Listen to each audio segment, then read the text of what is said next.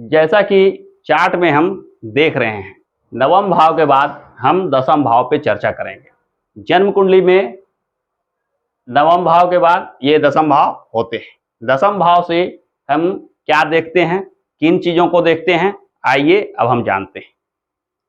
दसम भाव से सबसे पहले चीज देखते हैं कार्य क्षेत्र, रोजी रोजगार, व्यवसाय, कर्म। यानी दसम भाव कर्म का भाव माना जाता है। दसम भाव से ही रोजी रोजगार, व्यवसाय, कार्य क्षेत्र इत्यादि का आकलन किया जाता है। यानी आप जीवन में कौन सा कार्य करते हैं, किन कार्यों में आपकी रुचि होती है, किन कार्यों से सफलता मिलती है, इत्यादि चीजों का जब प्रश्न उठता है तो हमें दसम भाव का आकलन करना चाहिए। इसके बाद सामाजिक पहचान, यानी घर के बाहर की जो भी चीजें हैं, घर के बाहर जो आपको मान सम्मान, जो आपको कार्य रहता है, यानी घर के बाहर होने वाले प्रत्येक कार्यों का आकलन दसम भाव से किया जाता है। जन्म कुंडली में भी दसम भाव का जो स्थिति है वह चतुर्थ भाव के ठीक सामने है। जैसा कि मैंने पहले वीडियो में बताया था कि चतुर्थ भाव घर का भाव है, घर के अंदर के वातावरण का भाव है। तो इसके अपोजिट होने की वजह से घर के बाहर जो भी चीज हो रहे हैं, जो भी कार्य हो रहे हैं, उन सारे चीजों का संबंध दसम भाव से होता है। यानी अगर आपका प्रश्न घर के बाहर से जुड़े किन्हीं कार्यों से है तो आप निश्चित मानिए कि उसका आकलन हमें दसम भाव से करना चाहिए।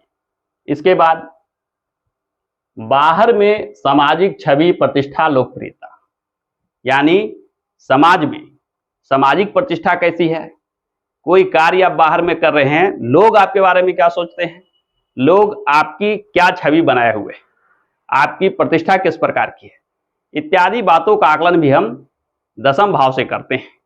दसम भाव ही हमें यह बताता है कि जीवन में जो हम कार्य करते हैं उस कार्य को लोग किस प्रकार लेते हैं, यानी लोग उस कार्य को कैसा मानते हैं, और कार्य करने के ढंग से ही लोग हमारे बारे में भी राय बनाते हैं। यानी आपकी जो छवि बनी है, आपकी जो प्रतिष्ठा है, आपके बारे में जो लोग सोचते हैं, इत्यादि सारी चीजों का आकलन दसम भाव से करना चाहिए। दसम भाव में शुभ ग्रह होने से आपके कर्म शुभ होते हैं, यानी आप जो कार्य करते हैं उसकी प्रशंसा होती है। कार्य का शुभता अशुभता इस बात पर निर्भर करता है कि समाज के लोग उस कार्य को कैसा लेते हैं। तो दसम भाव में शुभ ग्रह होने से शुभ कर्मों को इंगित करता है। दशमेश के भी शुभ होने से यही परिणाम प्राप्त होते हैं। यानी दसम भाव में शुभ ग्रह हो या दशमेश शुभ ग्रह हो, दोनों स्थिति में आप शुभ कर्मों को करते हैं। वहीं दसम भाव में यदि कोई अशुभ ग्रह आ गया हो या दशमेश अशुभ ग्रह बन रहा हो तो आपके कार्य समाज में प्रतिष्ठा दिलाने वाले नहीं होते हैं। यानी आप उन कार्यों में रुचि लेते हैं जिसे समाज में अच्छा नहीं माना जाता है। इस वजह से आपकी छवि भी नकारात्मक प्रभाव डालती है। यानी लोग ऐसा मानते हैं कि आप जो कार्य कर रहे हैं वह शुभ नहीं है, वह अच्छा नहीं है और आप गलत काम कर रहे हैं। हालांकि शुरू में मैंने बताया था कि कार्य एक अलग बात है, कार्य की पहचान यानी कार्य के बारे में कोई राय एक अलग चीज होती है। कार्य के बारे में जो राय होती है वो समाज के दृष्टिकोण से होती है। समाज में जिन कार्यों को अच्छा माना जा रहा है वे कार्य से ही प्रशंसा प्राप्त की जा सकती है, और समाज में जिन कार्यों को अच्छा नहीं माना जा रहा है उन कार्यों से प्रतिष्ठा और सम्मान प्राप्त नहीं हो सकती है। हालांकि कार्य में सफलता और असफलता इससे जुड़ा हुआ नहीं है। यानी दसम भाव में शुभ ग्रह हो या अशुभ ग्रह हो तो कार्य में सफलता मिलेगी या असफलता मिलेगी इसका अंदाजा नहीं लगाया जा सकता है। दसम स्थान के बली होने पे कार्य में सफलता अवश्य में प्राप्त होती है। दशमेश के बली होने से कार्य में सफलता अवश्य प्राप्त होती है। कार्य की प्रकृति ही निर्भर करती है कि शुभ काम या अशुभ काम, यानी समाज के दृष्टिकोण से अच्छा काम या अच्छा काम नहीं है, इसका आकलन। इसके बाद दसम भाव से पद, प्रतिष्ठा और प्रसिद्धि जो बाहरी लोग देते हैं। जैसा कि अभी मैं बता रहा था कि आपके कार्य को लेकर जो आपकी छवि बनती है उसी के आधार पे आपको पद प्रतिष्ठा प्राप्त होती है। यानी समाज में जो आपकी प्रसिद्धि है, प्रतिष्ठा है, या जो आप पद प्राप्त करते हैं ये दसम भाव से ही देखा जाता है। यानी कोई भी प्रश्न जिसका संबंध पद, प्रतिष्ठा, छवि, सम्मान इत्यादि से जुड़ा हो, उसका संबंध सीधे तौर पे दसम भाव से होता है। दसम भाव के शुभ होने पे आपकी प्रसिद्धि, प्रशंसा, सम्मान विशेष रूप से मिलता है। समाज के लोग आपको बहुत अच्छा मानते हैं, आपकी प्रशंसा हर जगह होती है। आप जहां भी जाते हैं लोग आपकी प्रशंसा करते हैं, लोग आपसे मिलना चाहते हैं। लोगों के बीच में एक ऐसा वातावरण बनता है कि आप अच्छे विचार के व्यक्ति हैं, अच्छे कामों में लगे हैं और समाज कल्याण, लोगों की सहायता करना इत्यादि जैसे प्रशंसा का भी आप पात्र होते हैं। हालांकि कार्य भी आपके इस प्रकार होते हैं जो अच्छे माने जाते हैं, यानी सामाजिक तौर पे उसके परिणाम अच्छे निकलते हैं। इसके बाद अपने ज्ञान, प्रतिभा का बाहरी प्रयोग या प्रदर्शन का आकलन दसम भाव से किया जाता है। यानी आपके पास जो ज्ञान है या आपके पास जो प्रतिभा यानी टैलेंट है, वो किस प्रकार प्रदर्शित करते हैं, यानी अपने ज्ञान और प्रतिभा के बल पे आप क्या कार्य करते हैं। ज्ञान और प्रतिभा का बाहरी प्रकटीकरण इस भाव से देखा जाता है कि आप जो कार्य कर रहे हैं आप उसे किस प्रकार से करते हैं, उसे कितनी आसानी से करते हैं। सोचने समझने का जो तरीका है वो ज्ञान पे आधारित होता है। अतः किसी कार्य में क्या बुद्धि लगाना चाहिए, किसी कार्य को किस विधि से करना चाहिए, इन चीजों को आप जितने भलीभांति जानेंगे उतने भलीभांति उस कार्य को अंजाम देंगे। अतः आपका जो ज्ञान है, आपकी जो प्रतिभा है, ये दसम भाव से संबंध रखता है। ज्ञान और प्रतिभा का प्रदर्शन दसम भाव से संबंध रखता है, क्योंकि इसके बाहरी प्रयोग दसम भाव ही बताता है। ज्ञान प्रतिभा प्राप्त होने के बावजूद भी कभी कभी ऐसा देखा जाता है कि प्रदर्शन या प्रयोग करते समय आप सही नहीं कर पाते, यानी ज्ञान रहने के बावजूद भी, प्रतिभा रहने के बावजूद भी किन्हीं कारणों से आप उसका प्रयोग या प्रदर्शन सही रूप से नहीं कर पाते, जिससे सामाजिक छवि खराब होने लगती है। यानी लोग ऐसा मानते हैं कि आप उस कार्य के लायक नहीं हैं, या आप अपने आप भी ऐसा सोचते हैं कि दसम भाव में शुभ ग्रह होने के बावजूद भी मैं प्रशंसा और प्रसिद्धि प्राप्त नहीं कर पा रहा हूं, किसी कार्य को करते समय संकोच महसूस करता हूं, आगे बढ़कर किसी कार्य को समाधान की ओर नहीं ले जा पाता हूं, तो कहीं ना कहीं दसम भाव में अशुभ प्रभाव का होना पता चलता है। यानी दशमेश का शुभ होना, दशमेश का अशुभ होना, दसम भाव में शुभ या अशुभ ग्रह का स्थित होना, ये सारी चीज इन बातों को बताती है कि आपके पास ज्ञान और प्रतिभा जो है उसका प्रयोग या प्रदर्शन किस प्रकार करते हैं। तो ज्ञान, प्रतिभा का प्रदर्शन, प्रयोग इत्यादि से जुड़े प्रश्नों का उत्तर जानने के लिए हमें दसम भाव का भलीभांति आकलन करना चाहिए। इसके बाद अपने बल पर प्राप्त की गई सफलता या स्थान। जीवन में जो भी आप सफलता या कोई पद, स्थान प्राप्त करते हैं वो दो प्रकार के हो सकते हैं। एक अपने मेहनत के बल पे, दूसरा है किसी के सहयोग से, किसी के कोशिश पैरवी से भी आप किसी खास स्थान को प्राप्त कर लेते हैं, किसी खास पद को प्राप्त कर लेते हैं। परंतु दसम भाव यह बताता है कि आप अपने मेहनत के बल पे कहां तक पहुंचते हैं, यानी किस पद को प्राप्त करते हैं, किस स्थान को प्राप्त करते हैं। जैसा कि शुरू में मैं बता रहा था कि सामाजिक छवि जो है वह दसम भाव से पता चलता है। अतः आपकी कार्यशैली, कार्य करने में जो आप मेहनत करते हैं, लगातार प्रयास करते हैं, इत्यादि सारी चीजों का आकलन दसम भाव से किया जाता है। दसम भाव में यदि शुभ ग्रह हो या दशमेश शुभ ग्रह हो तो आप आसानी से सफलता प्राप्त करते हैं, क्योंकि आप में कर्मठता होती है, कार्य के प्रति लगनशीलता होती है। जो भी आप कार्य करते हैं अपने बल पे करते हैं, यानी आप में आत्मविश्वास की भावना विशेष रूप से आ जाती है और इसी सेल्फ कॉन्फिडेंस के बल पे आप किसी कार्य को आगे बढ़कर करते हैं, कार्य को पूर्ण करते हैं और उससे मिलने वाले लाभ प्राप्त करते हैं। दसम भाव से जो अगली चीज देखी जाती है वह है धन संपत्ति और आर्थिक उन्नति का संकेत। जीवन में आपकी आर्थिक स्थिति कैसी रहेगी, धन संपत्ति किस प्रकार का होगा, इत्यादि चीजों को देखने के लिए हमें दसम भाव पे ध्यान देना चाहिए। दसम भाव के शुभ या अशुभ स्थिति ये चीजों को बताता है कि आपके जीवन में आपकी आर्थिक स्थिति कैसे रहेगी, धन संपत्ति कितना प्राप्त करेंगे। क्योंकि अभी शुरू में जैसा मैं बता रहा था कि दसम भाव से आपके कार्य करने की शैली, आपकी लगनशीलता, अपने बल पे सफलता प्राप्त करने के क्षमता इत्यादि चीजों का पता चलता है। साथ ही साथ समाज में आपकी क्या प्रतिष्ठा है, समाज में क्या प्रसिद्धि है, इत्यादि चीजों का भी आकलन दसम भाव से होता है। यानी कुल मिलाकर अगर देखा जाए तो दसम भाव से आपकी सामाजिक हैसियत, सामाजिक छवि इत्यादि का आकलन होता है। साथ ही साथ आपकी कर्मठता, लगनशीलता, इच्छा शक्ति इत्यादि का भी पता इस भाव से चलता है।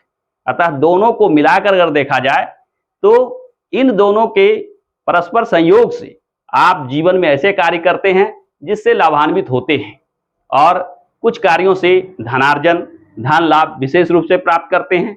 यानी जो व्यक्ति जितना मेहनती होगा, जिस व्यक्ति की जैसी छवि होगी उस प्रकार के उसे अवसर प्राप्त होंगे और उन कार्यों को दक्षता से करने के पश्चात उससे जो आर्थिक लाभ प्राप्त होंगे उससे वह लाभान्वित होगा। यानी उसकी आर्थिक स्थिति धीरे धीरे सुधरती चली जाएगी, यानी आर्थिक रूप से आप बलवान हो जाएंगे। तो दसम भाव से धन संपदा, आर्थिक स्थिति इत्यादि का भी आकलन किया जा सकता है। यानी दसम भाव में शुभ ग्रह का होना एक वरदान के समान है। जीवन में जो कुछ भी प्राप्त होता है वह दसम भाव के प्रभाव से प्राप्त होता है। जन्म कुंडली में दसम भाव अत्यंत महत्वपूर्ण भाव माना जाता है, क्योंकि केंद्र भाव के अंतर्गत दसम भाव भी आता है। केंद्र भाव में पहला, चौथा, सातवां और 10वां भाव आते हैं, जिसमें कि दसम भाव को अत्यंत श्रेष्ठ माना जाता है। अब हम दसम भाव के आगे यानी एकादश भाव की चर्चा करते हैं। जैसा कि आप जन्म कुंडली में देख रहे हैं कि ये दसम भाव है, इसके ठीक बगल में एकादश भाव 11वां भाव कहा जाता है। 11 नंबर जहां लिखा हुआ है यह एकादश भाव कहा जाता है। इस भाव से हम क्या देखते हैं, एकादश भाव किन चीजों का संकेत करता है, किन प्रश्नों का उत्तर जानने के लिए हमें एकादश भाव का आकलन करना चाहिए, आइए जानते हैं। तो सबसे पहले जैसा कि हम चार्ट में देख रहे हैं कि एकादश भाव से इच्छा, आशा और मनोकामना पूर्ति लाभ भाव, यानी एकादश भाव से हम अपनी इच्छाओं को देखते हैं कि हमारे मन में क्या इच्छा है। इससे हम आशा यानी भविष्य में होने वाली इच्छाओं को पूर्ति की संभावना को देखते हैं और मनोकामना पूर्ति यानी मन में जो कामना है उसकी पूर्ति होगी या नहीं इत्यादि चीजों को हम एकादश भाव से देखते हैं। एकादश भाव को ही लाभ भाव भी कहा गया है, यानी आपको लाभ प्राप्त होगा या नहीं इन चीजों का आकलन भी एकादश भाव से हम करते हैं। एकादश भाव लंबी अवधि की इच्छा, आकांक्षा और बौद्धिक आनंद से जुड़ा भाव है। यानी इस भाव से हम यह भी देखते हैं कि लंबी अवधि में आपकी क्या इच्छा है, यानी जीवन में बहुत समय तक कोई कार्य करके क्या लाभ प्राप्त करना चाह रहे हैं, जीवन में क्या आपकी इच्छा है जिसे लंबी अवधि तक करने के बावजूद भी आप प्राप्त करने की इच्छा रखते हैं, आशा रखते हैं, या कोई कार्य जिसके परिणाम होने में लंबी अवधि का समय लगता हो, उसके बारे में जो भी प्रश्न होंगे उसे हम एकादश भाव से देखते हैं। यानी एकादश भाव ना केवल इच्छा और आशा का भाव है, बल्कि वैसी इच्छाएं, वैसी आशाएं जो बहुत लंबी अवधि में प्राप्त हो या पूर्ति हो, उनका आकलन भी हम एकादश भाव से ही करते हैं। अगली चीज जो हम एकादश भाव से देखते हैं वह है वे समूह या संगठन में आपकी भागीदारी जिसका संबंध काम, पेशा और परिवार से हो। यानी आपके काम, आपके पेशा और आपके परिवार से जुड़े हुए कोई भी ऐसी भागीदारी, पार्टनरशिप जिसका किसी समूह या संगठन से संबंध हो। यानी कोई समूह या संगठन जिसमें जुड़कर आप काम करते हैं तो वह समूह या संगठन आपके पेशा से जुड़ा हुआ हो या आपके परिवार से जुड़ा हुआ हो या आपके कार्यक्षेत्र से जुड़ा हुआ हो। यानी जीवन में जो भी हम करते हैं, यदि हम अकेले करते हैं तो दसम भाव से देखते हैं, उसी चीज को यदि हम समूह में करते हैं, लोगों के साथ मिलकर किसी संगठन में करते हैं, तो उसका आकलन एकादश भाव से किया जाना चाहिए।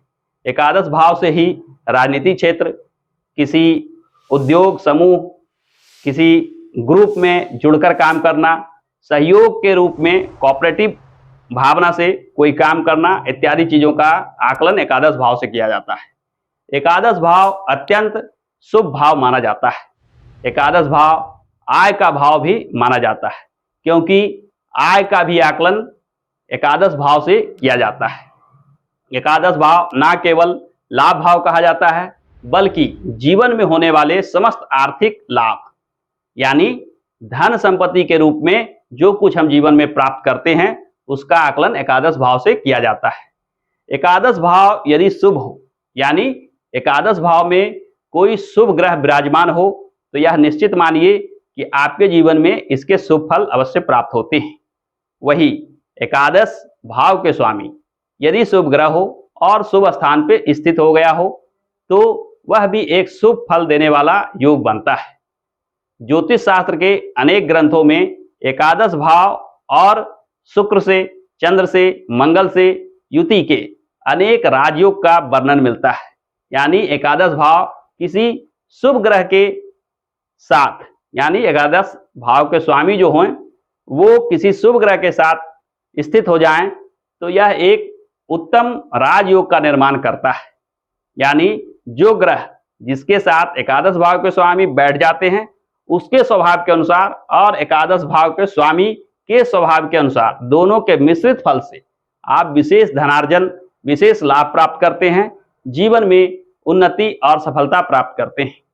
एकादश भाव न केवल जीवन में आय प्राप्ति का भाव है, बल्कि जीवन में जो भी लाभ प्राप्त होंगे, यानी आप जो कार्य करते हैं उससे जो लाभ प्राप्त होता है, उन सभी चीजों का आकलन एकादश भाव से किया जाता है। एकादश भाव कर्मों के परिणाम को बताता है, यानी जो कार्य करते हैं उससे लाभ होगा या हानि, इसका आकलन एकादश भाव से किया जाता है। क्योंकि लाभ भाव यदि एकादश भाव है तो हानि का भी भाव यही भाव कहा जाएगा, क्योंकि जहां लाभ नहीं है वहां हानि की संभावना रहती है। यानी कोई कार्य कर रहे हैं उससे लाभ होगा या नहीं, इसका आकलन एकादश भाव से करते हैं। एकादश भाव के निर्बल होने पे, यानी कि एकादश भाव में कोई अशुभ ग्रह स्थित हो जाए, या एकादशेश यानी एकादश भाव के स्वामी अशुभ ग्रह हो और अशुभ भाव में, त्रिक भाव में या त्रिशदाय भाव में 6, 8, 12 या 3, 6, 11 इन भाव में चला जाए, तो इसके परिणाम में कुछ ना कुछ कमी आ जाती है। हालांकि 3, 6, 11 जो भाव है उसमें 11 भाव में आने से वह ग्रह स्वगृही हो जाता है, और स्वगृही ग्रह एक शुभ फल देने में सक्षम ग्रह माना जाता है। एकादश भाव का स्वामी यदि एकादश भाव में स्थित हो जाए तो ऐसे व्यक्ति धन लगाकर अधिक धन अर्जन कर सकता है। यानी आय के द्वारा आय प्राप्त करना, यानी जो आय प्राप्त हो रही है उसे पुनः लगाकर किसी कार्य में इस्तेमाल कर पुनः उससे लाभ प्राप्त होने की संभावना रहती है। लाभ से लाभ प्राप्त होना एकादश भाव का स्वगृही होने का परिणाम माना जाता है। अतः एकादश भाव में शुभ ग्रह होना एक अत्यंत शुभ स्थिति माना जाएगा। एकादश भाव से अनेक राजयोग का भी निर्माण होता है। अतः एकादश भाव का महत्व जन्म कुंडली के अंतर्गत अत्यंत श्रेष्ठ माना जाता है। एकादश भाव के बाद हम चर्चा करते हैं द्वादश भाव के बारे में, जो जन्म कुंडली का अंतिम भाव होता है। जैसा कि आप कुंडली में देख रहे हैं, एकादश भाव के बाद द्वादश भाव, यह संपूर्ण कुंडली का अंतवा भाग है, यानी अंतिम भाव 12वां भाव कहा जाता है। 12वां भाव के बाद कुंडली समाप्त होती है। अतः 12वें भाव से किसी चीज के अंत को देखते हैं, किसी चीज के समाप्ति को देखते हैं और किसी व्यय को देखते हैं। यानी जीवन में जो प्राप्त हुआ है उसका व्यय कैसे होगा, लाभ जो आप प्राप्त किए हैं वह खर्च कैसे होगा, आपके पास जो है वह व्यय कैसे होगा। इसमें ना केवल व्यय बल्कि अंत और समाप्ति का भी संकेत मिलता है। जीवन में जो भी चीज है वह समाप्त कैसे होगा, वह व्यय कैसे होगा, इत्यादि चीजों का आकलन द्वादश भाव से करते हैं। अतः द्वादश भाव को एक अशुभ भाव माना जाता है। द्वादश भाव का ही संबंध दुख, कष्ट, बाधा, हार और पराजय से भी जोड़कर किया जाता है, क्योंकि द्वादश भाव व्यय का भाव है। द्वादश भाव ही हार और पराजय का भी भाव बन जाता है। और व्यय, हार, पराजय इत्यादि जैसे चीज कष्ट और दुख देने वाले होते हैं। अतः द्वादश भाव को व्यय, हार, पराजय, दुख, कष्ट इत्यादि से जोड़कर देखा जाता है। द्वादश भाव का संबंध ज्योतिष शास्त्र में अंतिम भाव के रूप में किया जाता है, यानी जन्म कुंडली के प्रारंभ भाव अगर पहला भाव है तो सबसे अंतिम भाव के रूप में द्वादश भाव होता है। द्वादश भाव के बाद ही जन्म कुंडली समाप्त हो जाती है। फिर प्रारंभ लग्न से होगी, जो कि अगले जन्म में ही अवसर मिल पाता है, यानी आपके जीवन का अंतिम का भाव द्वादश भाव माना जाता है। द्वादश भाव से यह भी पता चलता है कि आप जीवन में जो प्राप्त किया है वह किस प्रकार से व्यय होता है। जीवन के अंतिम में आपको क्या प्राप्त होगा, आपके जीवन में कोई भी चीज की क्षति, हानि किस प्रकार से होगी इत्यादि चीजों का संबंध द्वादश भाव से है। द्वादश भाव के स्वामी का शुभ होना या द्वादश भाव में शुभ ग्रह का स्थित होना अत्यंत शुभ स्थिति नहीं माना जाता है, क्योंकि द्वादश भाव एक अशुभ भाव कहा जाता है। अतः यहाँ शुभ ग्रहों का होना उसके शुभ फल में कमी लाता है, परंतु शुभ ग्रहों के किसी भी भाव में होने से शुभ फल कुछ ना कुछ अवश्य प्राप्त होता है।